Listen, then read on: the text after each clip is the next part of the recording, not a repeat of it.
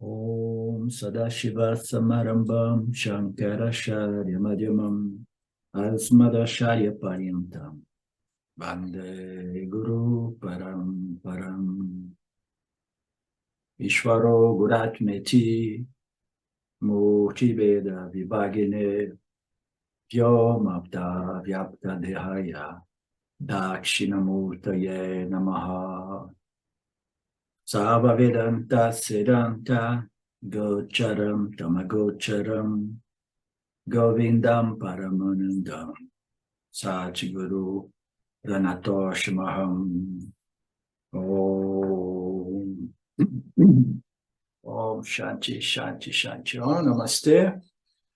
Bem-vindo a todos vocês, os meus queridos do Vedanta Brasil. Nós vimos na aula de ontem, né, o verso 13, e no último verso, o Lord Krishna, ele apresenta uma outra declaração como Criador do Universo, dizendo que eu criei o Universo, né, como também eu criei as estruturas sociais, eu dividi por classes, eu dividi por gunas, categorias de gunas, dependendo da configuração de cada um, mas eu dividi também por profissão ou por nascimento, né?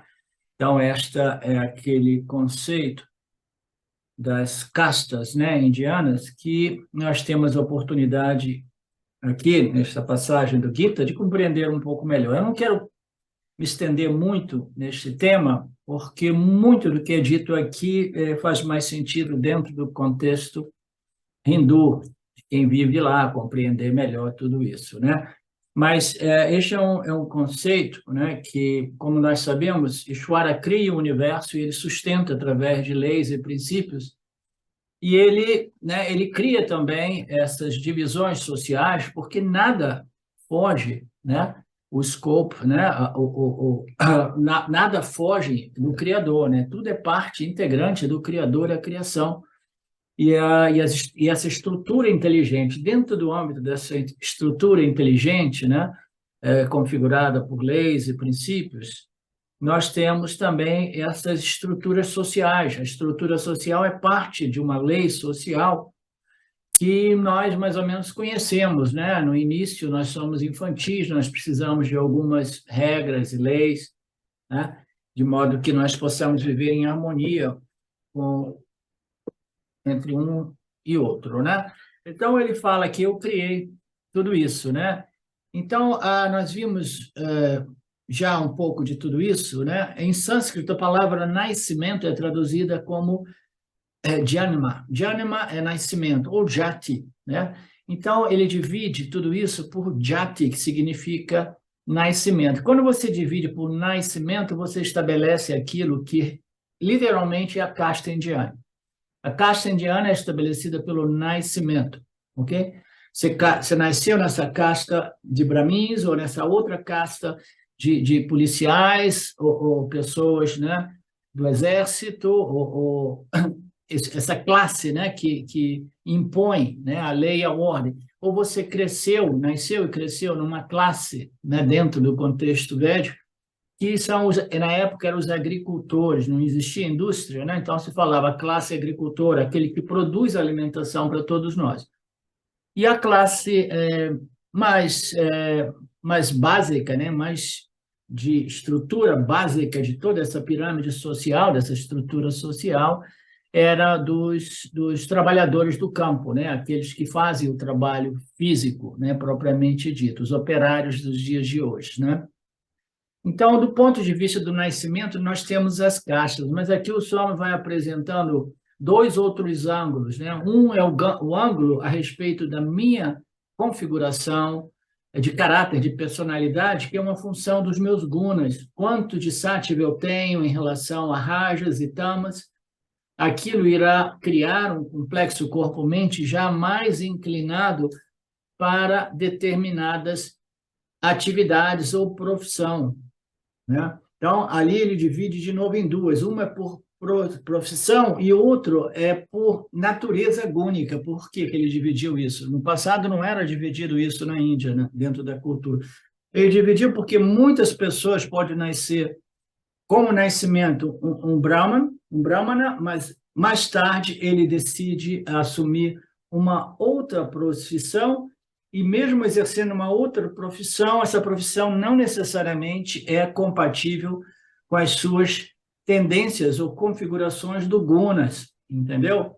Então, existe um pouco de variações e confusões a respeito de uma coisa que no passado era simples, você nascia e você seguia a profissão da sua família, você se mantinha na sua casta social, né? Seja como a elite intelectual ou a elite, né, governamental, ou com a classe empresarial, ou a massa de trabalhadores operários. Então, as pessoas eram mantidas mais ou menos nessas facções sociais, né? Mas nos dias de hoje, até mesmo na Índia, tudo isso mudou, né? As pessoas raramente permanecem na profissão dos pais, né? Os pais às vezes apresentam, né? Olha, isso aqui meu avô passou para mim, meu pai passou para mim, eu gostaria de passar para você, meu filho. Aí o filho, não, não, não, agora nós estamos vivendo numa outra era, né? Eu quero decidir a minha profissão e as minhas atividades, né? Etc. Eu vou ser um músico, né? Mas meu filho, você como músico não vai ganhar dinheiro, não importa. Esta é a minha aptidão, meu talento. Meu filho, se você fosse músico, realmente você teria nascido numa família de músicos. Este era o conceito antigamente. Se você tivesse que ser músico, você teria nascido numa família de músicos. Se você tivesse que ser um artista plástico, você teria nascido naquele ambiente, mas você nasceu num ambiente, né, totalmente oposto. Mas ainda assim existe possibilidade de mudança. Por quê? Porque a vida, né, em samsara, em jagat, em mithya, é um processo sujeito a mudanças constantes, né? Na verdade, a mudança que cabe a nós como buscadores da verdade é uma mudança a respeito da minha configuração gúnica. Eu quero converter mais e mais, dentro do possível, né? Tamas em rajas e depois rajas em gunas, porque eu sei que gunas, uma configuração predominada por gunas, é a ideal para quem quer o conhecimento espiritual e o autoconhecimento, né? Sem isso é impossível, né? Então, a vida nada mais é do que essas constantes modificações. Então, a gente não precisa nem de pensar e imaginar. Eu nasci numa família de operário, então eu sou uma pessoa fundamentalmente tamásica e eu vou ter que viver uma vida tamásica para o resto da minha vida. Não, nós temos livre-arbítrio, a possibilidade de fazer escolhas que podem, né, modificar a direção da minha vida, mesmo que se no passado não houvessem essas possibilidades, nos dias de hoje, elas existem, né? Eu vou mencionar um exemplo muito bacana. Nos Estados Unidos, tem um médico cientista chamado Dr. Shiva. Eu sempre tive apreciação por ele. E ele, ultimamente, já há alguns anos, ele se envolveu na política, né? E ele se candidatou para concorrer à presidência dos Estados Unidos em 2024, ok? Ele é sem nenhum partido, não é nem republicano, ele é totalmente independente, mas o cara é muito fera, e ele é um exemplo disso. Por quê? Porque ele nasceu na casta mais inferior que existe na Índia, entendeu? E ele dali, os pais tiveram oportunidade de sair, né? Escapar para os Estados Unidos. Ele chegou nos Estados Unidos na idade de 4 ou 7 anos, e ali, né, ele foi se desenvolvendo, desenvolvendo. Ele teria sido fadado a viver uma vida tamásica como um operário se ele tivesse se mantido na Índia, né, naquela estrutura social que não dá muita permissão, ou se ele tivesse nascido alguns séculos atrás também, né, onde a flexibilidade de mudança de casta, né, era ainda mais firme, mais rígida, né? Então, o importante é compreender esses conceitos e ver no que tange, no que esses conceitos nos ajudam, a compreensão desses conceitos possam nos ajudar. Mas o que é mais fundamental de ser compreendido é a divisão entre as classificações gúnicas, né? As classificações gúnicas que precisam ser compreendidas e observadas, elas existem em todas as sociedades, se nós formos examinar, né, em todas as sociedades, né, a elite intelectual, elas são pessoas amantes do conhecimento, né, e depois tem os outros que são amantes da ação, né, a classe que impõe a lei e a ordem, né, a classe governamental, e depois a classe empresarial. Cada uma dessas classes tem um perfil de configuração única que o Swami Paramarthananda irá desdobrar para a gente dentro do texto. Vocês estão achando esse tema interessante ou é um pouco chato? Está todo mundo gostando?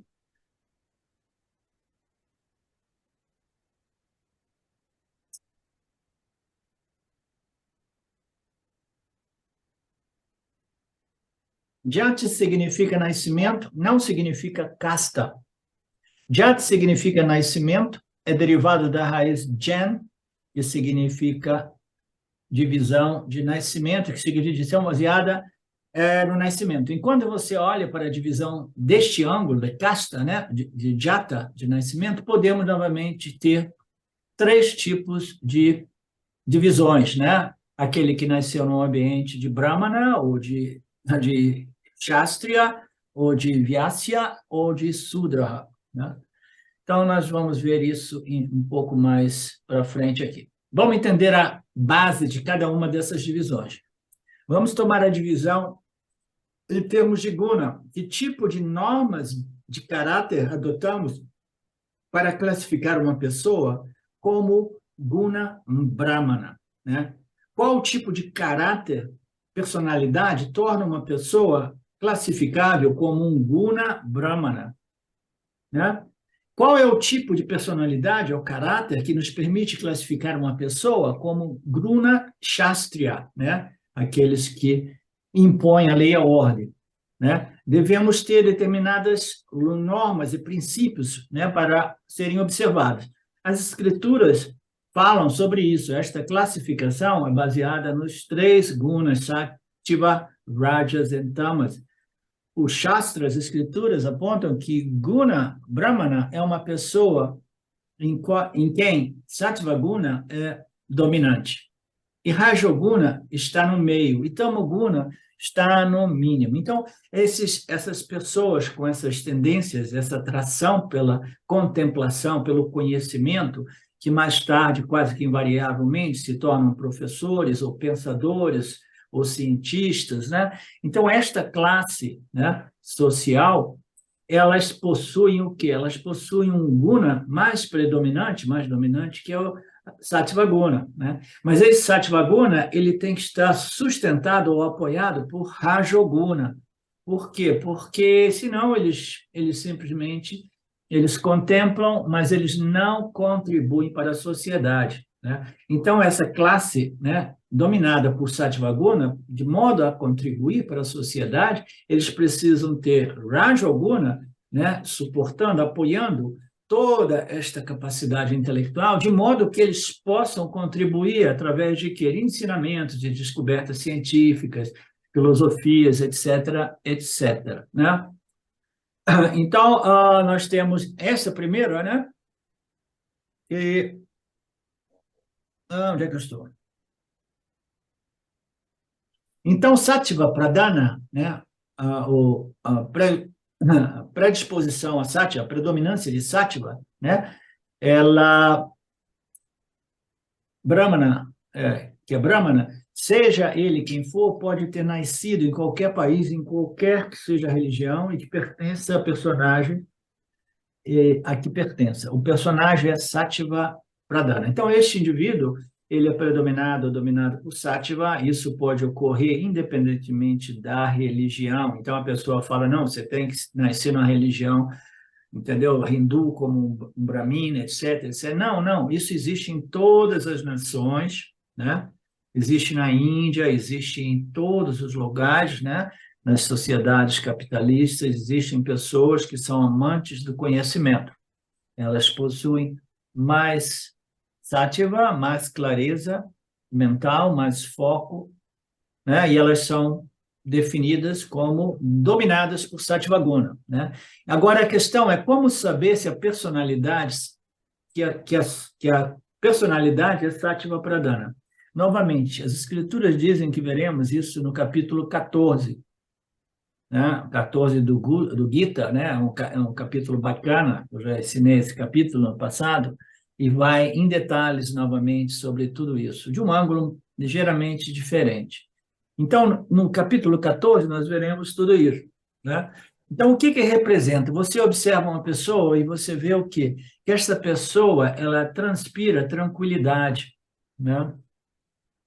Ela transpira uma paz, uma tranquilidade, uma certa sabedoria, né? Então, esta clareza intelectual, né? Ou eficiência intelectual. Então, quando você observa uma pessoa assim, né? Você vê essa pessoa tem uma personalidade satírica, né?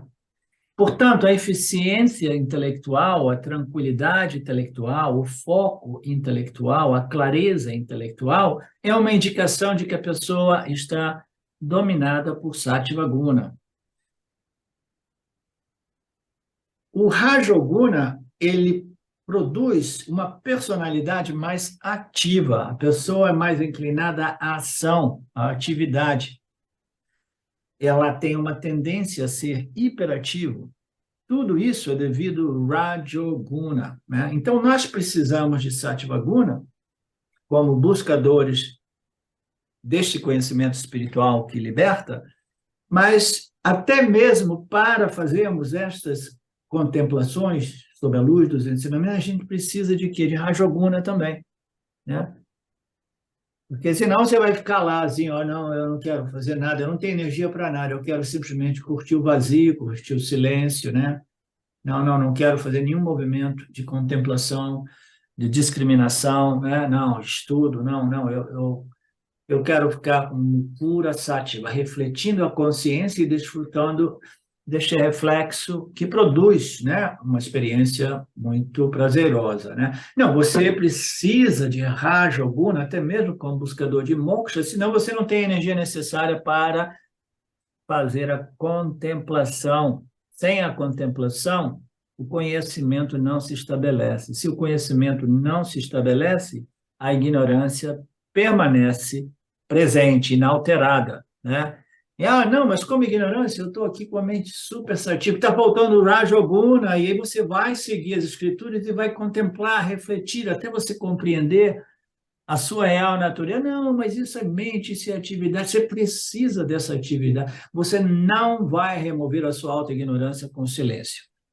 Você entra no silêncio de modo muito ignorante, permanece no silêncio de modo ignorante, sai do silêncio de modo ignorante, porque o silêncio não irá contrapor a ignorância. A única coisa que contrapõe e neutraliza ou remove a ignorância é o quê? Conhecimento, né? Se o problema é a ignorância, o único remédio é o quê? O conhecimento. Então, essas energias, elas precisam estar sempre presentes. Tudo é uma questão de proporções, né? Proporções. Tamoguna representa uma carência de Sattvaguna e uma carência de Rajoguna. Então, a pessoa, ela é mais inerte, ela não tem tendências a ser ativa, nem intelectualmente, nem fisicamente, né? Nem atividade externa. Quando estará lá, ela está dormindo, né? Aí algumas dessas pessoas têm a tendência a dormir muito, porque você precisa de tamoguna para entrar no sono profundo. Então, se uma pessoa tem tanto tamoguna, né, ela naturalmente ela dorme muito. Se a gente for observar as crianças no início, os bebezinhos, eles dormem muito, né?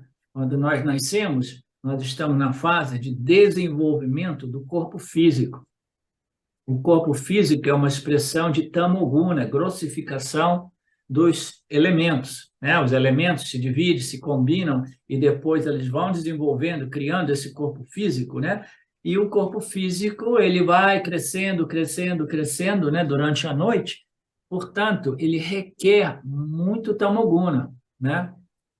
Então, quando você está dormindo, você está desfrutando de uma dominância de Tamoguna. Por isso que a gente observa, se eu tomo muito café, se eu vivo um estilo de vida muito estressado, agitado, o que ocorre? Eu tenho dificuldade de dormir, né?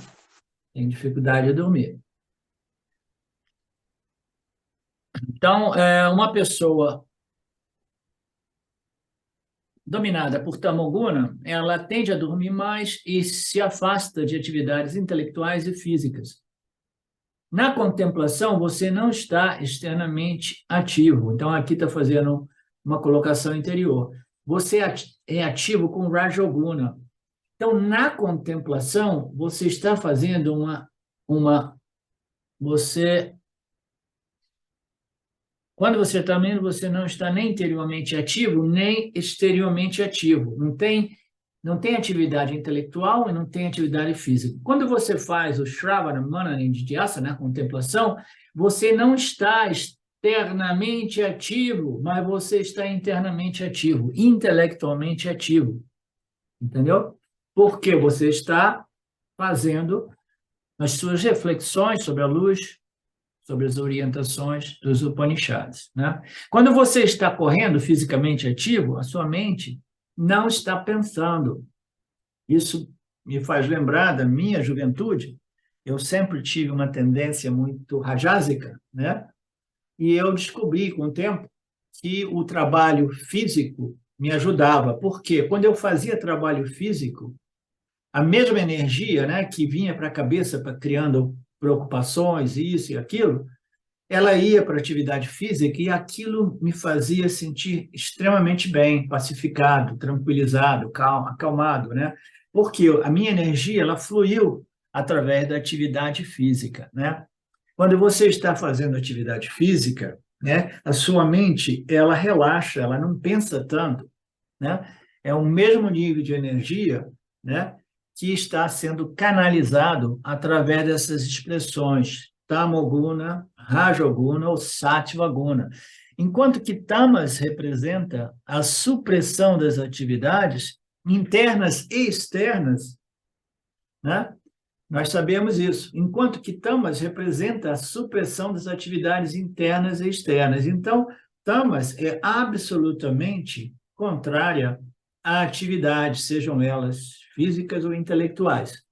O Guna Brahmana é aquele em quem Sattva é dominante. Então, esta é uma pessoa naturalmente menos extrovertida e mais introvertida. Espero esteja ficando sempre mais claro para todos.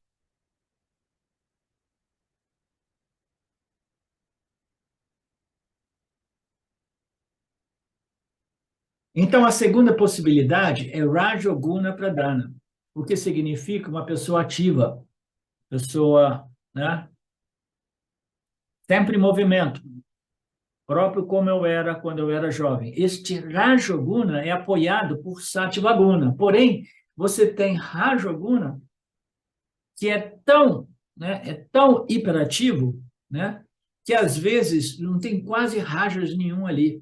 Como é que você sabe? O cara tropeça, cai, causa acidente, entendeu? Dá chilique de vez em quando, porque ele está super hiperativo e está faltando discriminação, equilíbrio, moderação, né? Então está faltando o quê? Está faltando um Sattvaguna que apoia o Rajoguna. E quando isso está muito desequilibrado, a gente nota, né? Nossa, esse cara aí é hiperativo, eu vou ficar longe dele porque ele só apronta encrenca, né? Este Rajoguna, ele precisa ser apoiado por Sattvaguna. Rajoguna é dominante, mas Sattvaguna está por trás dele. Então, ele é uma pessoa de sucesso. Então, ele é uma pessoa nesta classe, né, que permite a ele ser um governante, né, trabalhar de modo a sacrificar ou fazer uma atividade de benefício para o coletivo, digamos assim, tá? Em termos ideais. É claro que é mínimo. Então, tem um Sattvaguna, mas um Sattvaguna está ali apoiando este Rajoguna. E tem Tamoguna, mas nesta classe o Tamoguna é mínimo. Por quê? Esta é uma classe de indivíduos, né, de personalidade muito ativa. Então, Tamoguna mínimo, né, and then Sattvaguna para apoiar e sustentar aquela tendência rajásica. Aí existe um equilíbrio no qual você produz essas pessoas, né, desta classe governante, desta classe policial, etc., que realmente é show, né? Uma pessoa realmente, né, bem-sucedida nesse sentido, né? Então, o Swami, ele gosta de criar símbolos nos ensinamentos dele, então ele diz que no caso do Brahmana, você tem Sattva, Rajas e Tamas no último, então ele chama de SRT, e no caso das personalidades rajásicas, ele chama de RST, Rajas, Sattva e Tamas por último, né? E nas pessoas, né, mais tamásicas de tudo, né, seria Tamas, né? Tamas, um pouco de Rajas e um pouco ainda menos de Sattvaguna, mas ele não colocou aqui o TRS, pelo menos eu não estou vendo.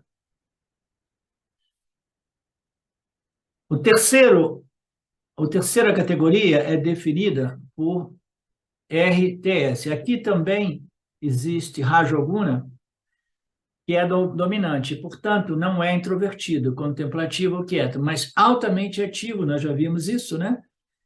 Mas Rajoguna é seguido por Tamoguna e Sattvaguna é o mínimo. Então, aqui nós não estamos falando da classe operária, nós estamos falando da classe empresarial, ok? Então, a classe empresarial, nós temos Rajoguna, né, comandando a tropa, e nós temos um pouco de Tamas e tanto Sattva também. Eu acho que é um equilíbrio, né? Está dizendo que o Sattvaguna é ao mínimo, né? Você pode colocar algo assim. Aqui o que acontece é a predominância de Rajas, essa pessoa também é muito ativa, mas o problema é que Sattva está ao mínimo, as atividades são mais egoístas, né? Então, a classe que na época era a dos agricultores, né, se dizia assim, mais ou menos, né? Rajoguna, aquele que trabalha, tem um pouco de Sattva, né?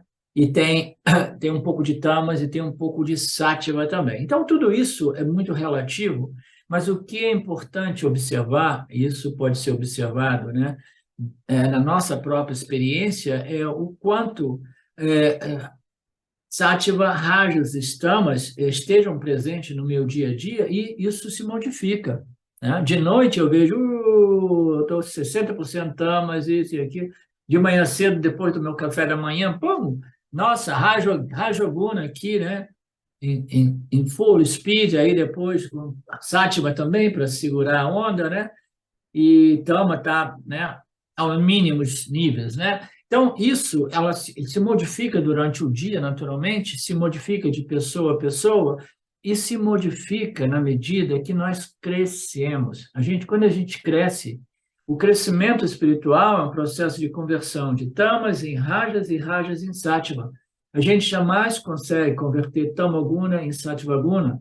O processo é de tamoguna para rajoguna, de rajoguna para sattvaguna. O crescimento espiritual requer cultivar, desenvolver e manter um complexo corpo-mente dominado por o tanto quanto mais sattvaguna possível, tá? Portanto, Raja, o RST é altruisticamente ativo. Egoisticamente ativo é o RTS. Aqui é um outro conceito, são detalhes, né? Muitos, né? Está dizendo que aquele que é mahajásico e depois satívico, né? É aquele que é um governante, que trabalha para sustentar a lei, a ordem, né? Então, é um trabalho, em teoria, a princípio, né, numa sociedade ideal, mais altruísta, porque é um serviço público, digamos assim. Mas, como nós sabemos, nos dias de hoje, nós estamos em Kali Yuga, o serviço público não é tão público, né? As pessoas querem fazer serviço público por interesses pessoais, não públicos, né?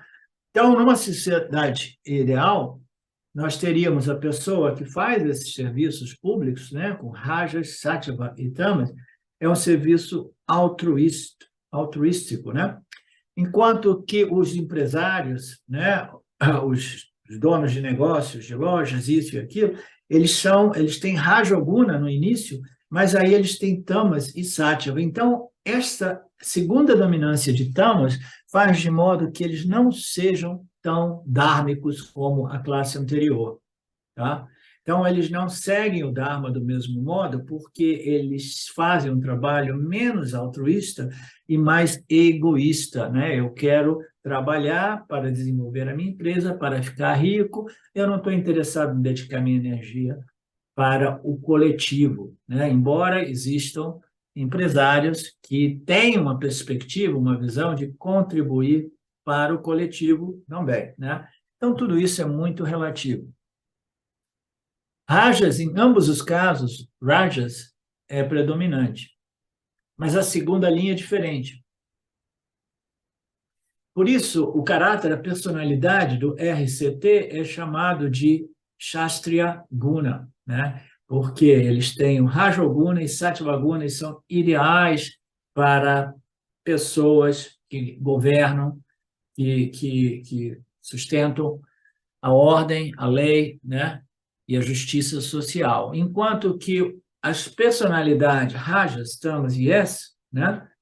São os empresários, os agricultores, aqueles que trabalham, trabalham, trabalham, tem rajas, tem tamas e tem pouco sátil, mas eles querem acumular riqueza para eles, né?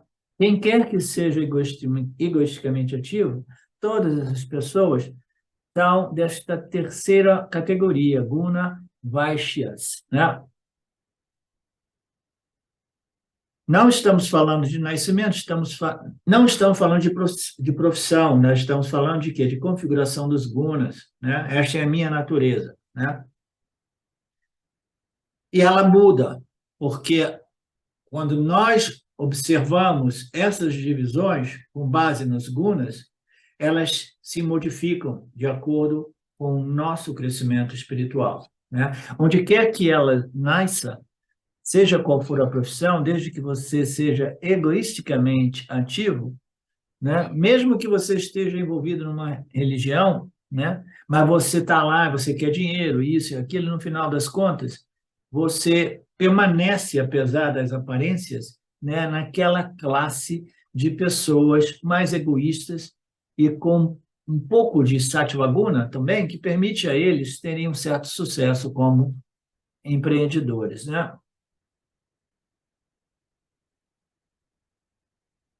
Ok.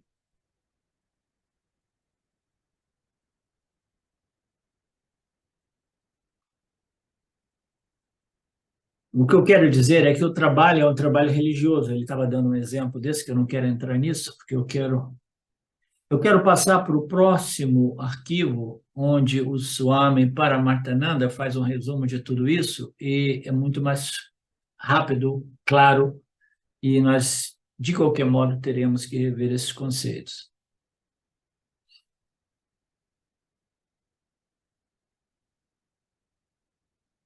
E como rajas e sattvas são menores, a atividade intelectual também é menor, a atividade qualificada também é menor, né? Então, nós estamos falando do TRS, agora está apresentando o TRS, a pessoa que é dominada por tamoguna, com um pouco de rajas e um pouco de sattva, né? Você vê que o TRS, não existe uma categoria de TSR, né? Quando o tamas está na frente, aí você tem rajas, aí você tem sattva, que é uma outra indicação de que uma pessoa tamásica primeiro tem que converter tamas em rajas, depois rajas em sattva.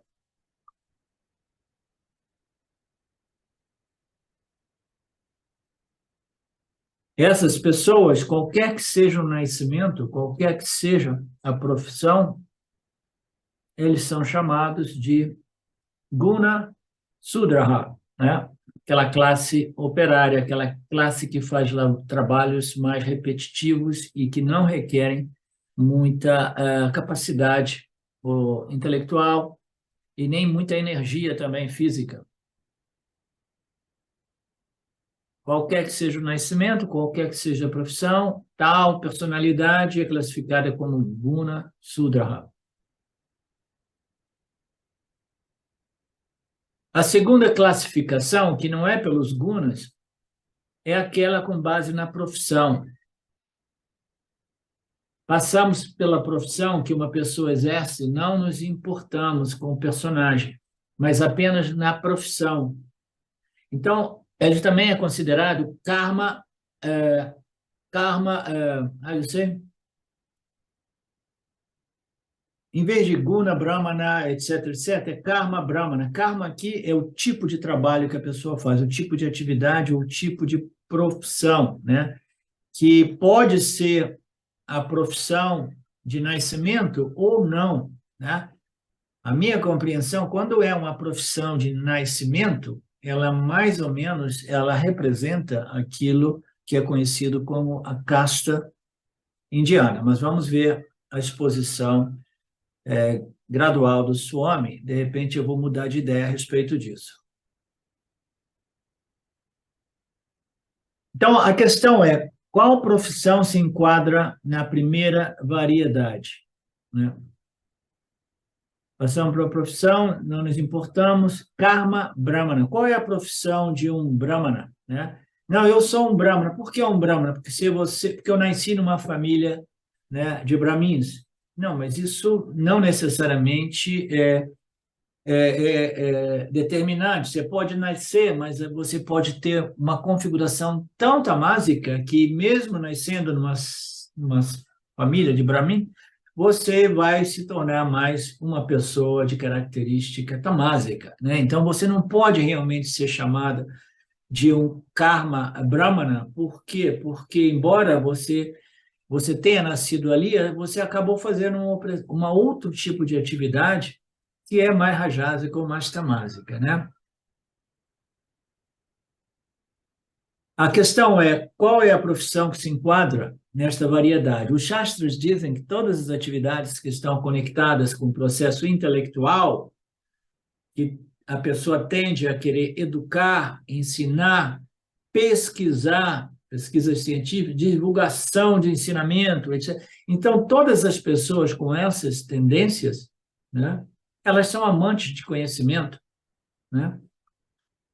Todas elas estão conectadas com atividade intelectual. São pessoas mais intelectuais. Intelectual significa tanto espiritual quanto científico, né? Eu tenho um grande intelecto, eu sou uma pessoa fundamentalmente satívica, e esse Sattva Guna, este estudo, esta contemplação, né, ela me direcionou ao campo da ciência, ou ela me direcionou ao campo da ciência espiritual, né, que é a ciência da realidade. Eu quero saber o que é real e o que é falso, né? Então, significa tanto, né, esta tendência intelectual no campo, né, dirigida, né, canalizada no campo espiritual ou não espiritual, em outras palavras, material. Então, nós temos o conhecimento externo, né, de fenômenos físicos, né, que é chamado de aparavidya, conhecimento inferior, né? E nós temos o paravidya, que é o conhecimento absoluto. Para é uma expressão sânscrita que vai para o absoluto. Então, nós temos o conhecimento em relação a fenômenos relativos, né? E nós temos o conhecimento, ou a busca pelo conhecimento, a respeito da natureza absoluta de tudo, né? Então, nós temos dois tipos de conhecimento: conhecimento inferior e superior, incluindo o estudo das escrituras e a sua propagação, né? O grupo de reflexão, a profissão intelectual ficará sob Brahmana Karma.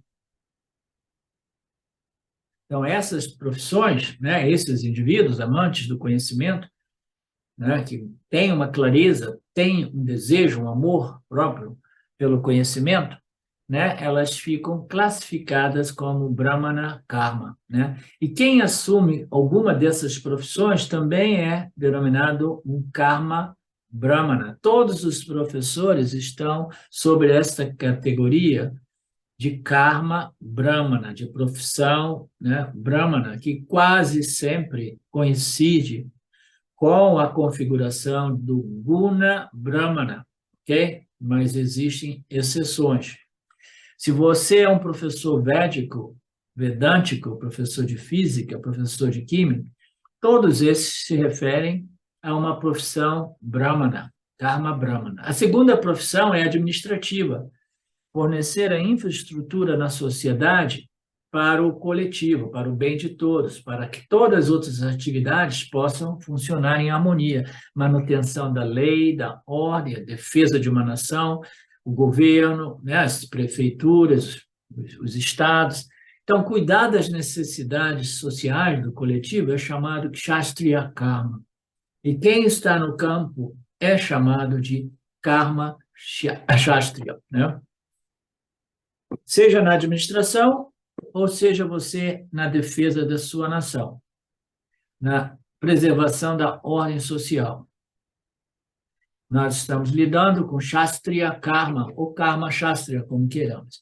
A terceira profissão possível são todas as atividades que levam ao conhecimento econômico, manutenção da economia, da sociedade, o que é muito importante, produzir riqueza, a classe empresarial.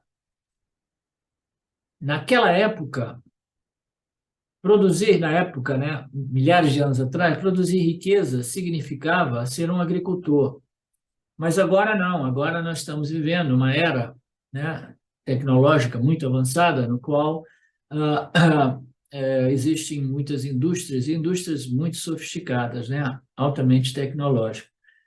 Elas irão gerar emprego, riqueza para outras pessoas também, até que a inteligência artificial tire o emprego de todos nós. Portanto, isso Vaishya Karma, e quem quer que esteja envolvido no comércio, nos negócios, na agricultura, em todos eles também são chamados de Karma Vaishya. E qual é a última categoria? Todas as atividades que ajudam as outras três, né? Então, qual é a base desta pirâmide? Né? A mão de obra, classe trabalhadora operária, né? Sem a qual toda essa pirâmide social ela colapsa, né? Então, qual é a quarta categoria? São todas as outras profissões e atividades que mantêm as outras três. Na gestão dos outros três departamentos, né? Todo o trabalho não qualificado, não especializado, que ajuda o Brahmana, que ajuda o Kshatriya e que ajuda a classe empresarial, né? Ele precisa estar ali. Quem é que vai abrir uma empresa e desenvolver, fazer crescer a economia, né? Sem uma mão de obra básica, né?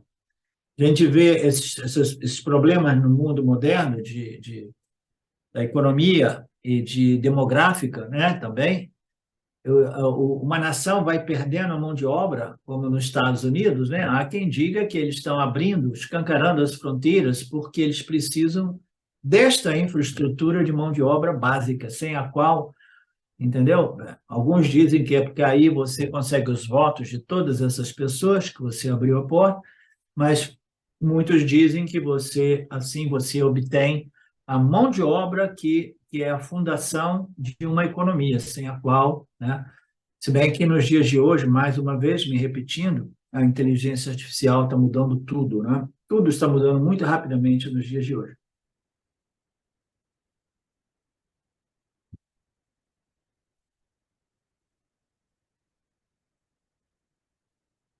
Ok. Todas essas outras classes requerem a classe operária. Você precisa dessa mão de obra. Alguém tem que fazer o trabalho, né, básico, não qualificado.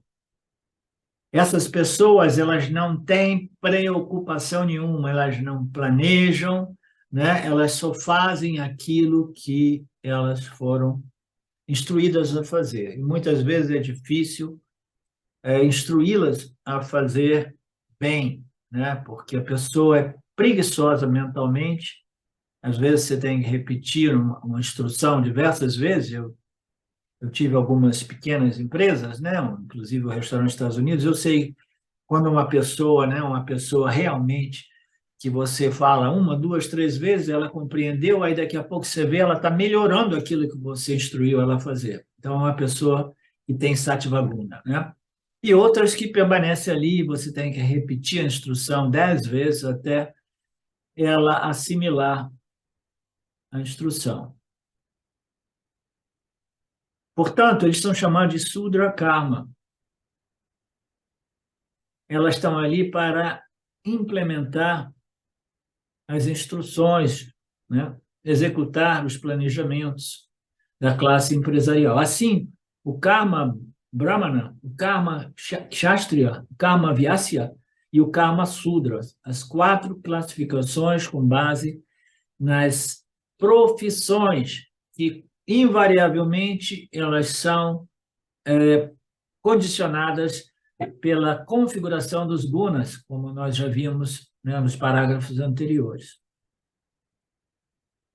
Uma pessoa que é karma brahmana não precisa ou não pode ser um guna brahmana. Agora ele está complicando um pouco a situação. A distinção aquilo daquilo, contradizendo aquilo que eu acabei de dizer, quase que invariavelmente eles batem, mas agora ele está dizendo, é importante lembrar que uma pessoa que por profissão é um brahmana não precisa realmente ser um brahmana do ponto de vista de guna. Ele nasceu ali, ele tem uma posição social ali, ele faz o teatrinho dele, né? Mas por trás disso ele tem outros interesses, outras motivações, né? É preguiçoso, é violador do Dharma, isso e aquilo, mas ainda assim ele se veste como um brahmana, então tudo isso também é possível, tá? Mas é do mesmo discurso que a gente faz a respeito do sannyasi. O que é o sannyasi? É aquele cara que se veste de cor laranja ou branca, vai ficar no ashram, ou vai ficar na floresta? Sim, não, né?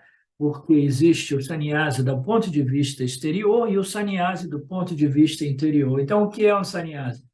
Né? Não é aquele que se comporta, né, fisicamente, ou que se veste, né, de um certo modo, mas é aquele que renunciou, né, diversos aspectos da natureza humana, entre elas a identificação como o fazedor, aquela vaidade do ego, tudo isso, né, que é a renúncia mais elevada que existe, né? Então, não necessariamente um karma brahmana, ele é realmente, genuinamente, um guna brahmana. Ele diz até mesmo algumas pessoas podem até dizer, não, eu sou genuinamente um guna brahmana porque eu estou ensinando os Vedas. Mas eu estou ensinando os Vedas por motivos ulteriores, motivos não dármicos. De repente, eu estou interessado em vaidade, eu estou interessado em lucro, né?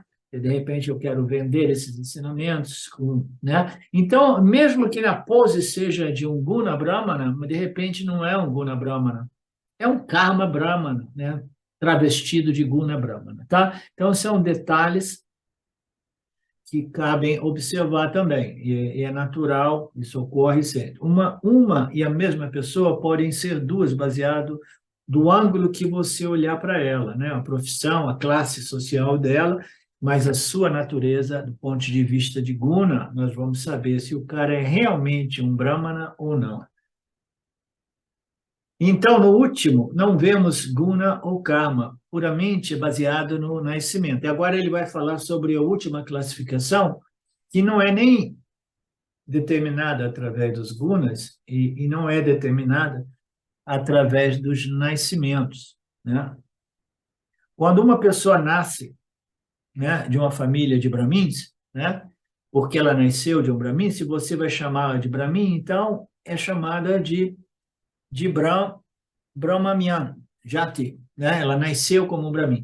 Agora, não sabemos se seu caráter será realmente o caráter de um Brahmana, né? Então, isso é o ponto que nós já vimos. Podemos ter diversas variações em tudo isso, são detalhes, são nuances que não são muito relevantes.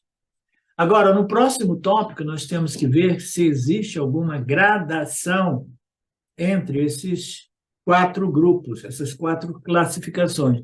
Se existe alguma gradação entre a visão dentro do contexto, né, dentro da visão do Shastra, entre essas 4 divisões. As escrituras dizem, quando você olha do ângulo do nascimento, não pode haver nenhuma gradação. Todos devem ser igualmente apreciados, independentemente do nascimento. Portanto, quando ele diz nascimento aqui, ele se refere ao karma, se refere à profissão. Então, do ponto de vista do nascimento, você não pode, a gente não pode dizer que este grupo é superior àquele. Não. Por quê? Porque a estrutura social depende de todas essas 4 camadas, né? Não pode haver gradação, todos devem ser igualmente apreciados, independentemente do seu nascimento. Portanto, nascimento Brahmana, nascimento Kshatriya, nascimento Vaishya e nascimento Sudra, todos são igualmente importantes. Somente quando diferenciamos com base em nascimento, haveremos problemas, e aí a ideia de casta social, dos intocáveis, e isso é um problema que estamos enfrentando. Não é um erro das escrituras, mas estamos classificando com base no nascimento, enquanto essa pessoa sabe, a outra pessoa é Jati Brahmana, mas ela faz confusão, porque ela faz ações em violação ao Dharma. Então, como ela pode obter respeito a outra pessoa e, portanto, Jati não pode dar superioridade a uma pessoa. Então, a conclusão aqui é que o nascimento dentro de uma casta, dentro de uma classe social, não indica necessariamente a superioridade da pessoa, né? Então, todas essas 4 classes, né, elas são igualmente importantes, né? E não existe superior ou inferior. Então, quanto à divisão da karma ou das profissões, Shastra também diz que, do ponto de vista das profissões, todas as profissões são igualmente importantes. Os professores são muito importantes. Sem professores, o problema é enorme. Um país que não investe na educação é um grande problema, né? Os professores deveriam receber salários muito melhores, serem muito mais bem respeitáveis, né? Isso é uma coisa que nós sabemos, né? Se os professores forem respeitados, o país crescerá. E quanto à administração, isso também é importante. A defesa de uma nação também é importante, né? Então, todas essas classes profissionais, e até mesmo os Sudras, né, também são importantes. Classe operária.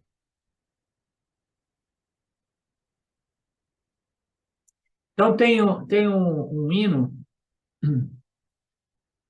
dedicado ao ser cósmico supremo, no Rig Veda, né? E que fala sobre isso. É bonito, né? Compara essas 4 classes profissionais, ou classes sociais, com os órgãos de um corpo físico. Nós sabemos que todos nós temos órgãos, né? Então, a gente não pode dizer, não, o meu órgão cerebral, né? O meu cérebro é muito superior ao meu estômago, por exemplo, né? Por quê? Porque cada um ali está contribuindo para o organismo como um todo, né? Então, a gente não pode, não, isso é o órgão mais importante. Todos eles são igualmente importantes, né? E tem essa analogia, essa metáfora, que é muito bonito. Aqui ele fala que, obra a mim, era sua boca, de ambos seus braços os reis foram feitos, suas coxas se tornaram Vaishyas e seus pés se tornaram os Sudras, né? Então, ele associa os pés como a base de uma sociedade, classe operária, né? As coxas, né? É aquele aspecto que nos permite, né, mover e fazer ativamente envolvido, né? Os braços, né, são atividades, né, que requerem mais talento, né, através dos braços, né? E a boca, né, é representante das palavras, né, que deveriam ser palavras sábias, né, vindo do Brahmin, né? Então, para vir aqui, você precisa de pés, de coxa, então você precisa de mãos para fazer as suas anotações intelectuais. E se você não houver nada na cabeça, você não precisa nem das mãos, né? Porque não existem anotações a serem feitas. Portanto, todos os órgãos são igualmente importantes. Do mesmo modo, né, que na sociedade essas 4 divisões são igualmente importantes. Portanto, não existe graduação de melhor ou pior, superior ou inferior. A gente dá uma pausa, a gente volta no próximo arquivo.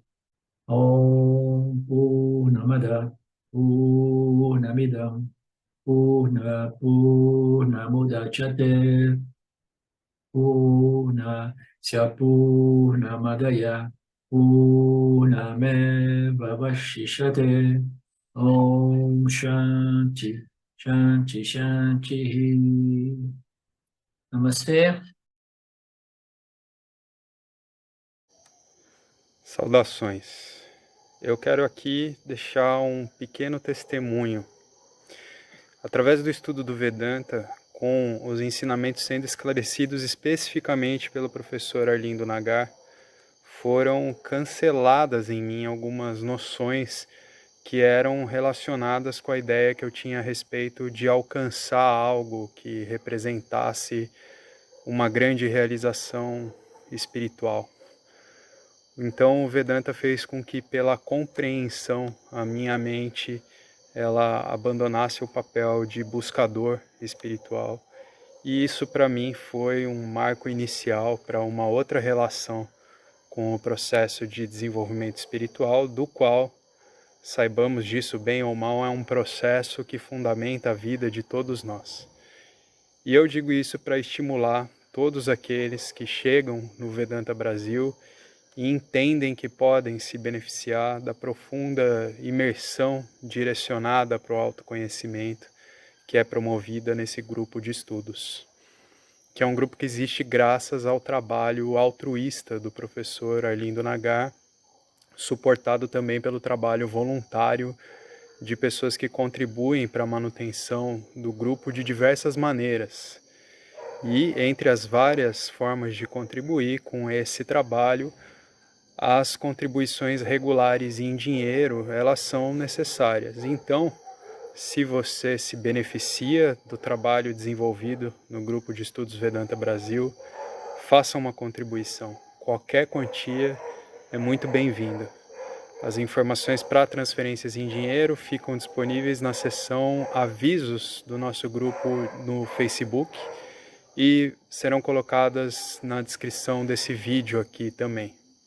Namaskaras.